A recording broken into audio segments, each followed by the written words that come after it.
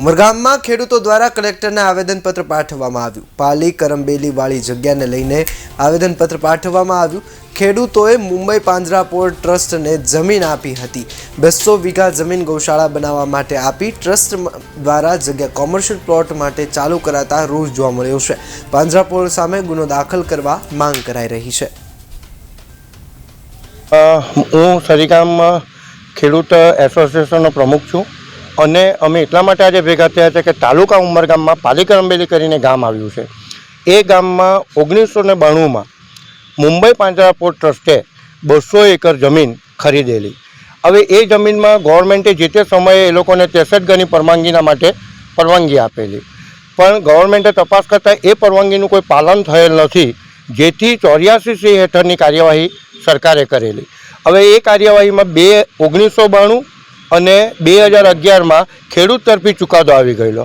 એ લોકોની permission denial થઈ ગયેલી, છતાં પણ એ લોકોએ પરમિશનને અવગણના કરી સરકારી રેકોર્ડ જોડે છેડછાડ કરી સરકારને ખોટા કાગળો બતાવી આ જમીનના દસ્તાવેજો કરાવી લીધેલા।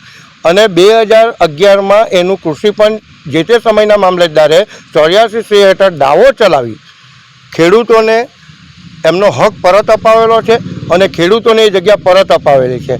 પણ કાયદાના ઘણા બધા ભાગ છે, એ ભાગ સ્વરૂપે ટ્રસ્ટને તો કોઈ ફરક પડતો નથી, એટલે એ લોકોએ વકીલ કરી હાઈકોર્ટમાં એન્ટ્રી અમારી અટકાવેલી છે, મંજૂર થવા નહીં દીધી, એના ઉપર સ્ટે છે।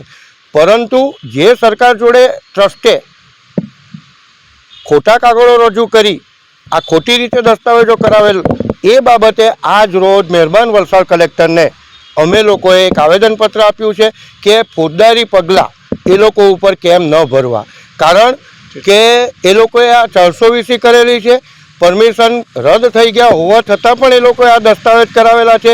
તો કાયદાની જોગવાઈ એવી છે કે એ લોકો ઉપર બકાયદા ફોજદારી પગલાં ભરી એ લોકો ઉપર ફર્સ્ટ FIR દાખલ કરવાની અમારી માંગ છે। અને જો 7 દિવસની અંદર સંપૂર્ણ તપાસ થઈ અને જો કોઈ એનો નિકાલ નહીં આવશે તો અમે તમામ 200, 300, 500 ખેડૂતો ગાંધી ચિંધ્યા માર્ગે આ જ કલેક્ટર કચેરી ઉપર અમે આમરણાથ ભૂખ કપાસ ઉપર બેસીશું। વી ફોર જસ્ટિસ, અમને જસ્ટિસ જોઈએ આ બાબતનો।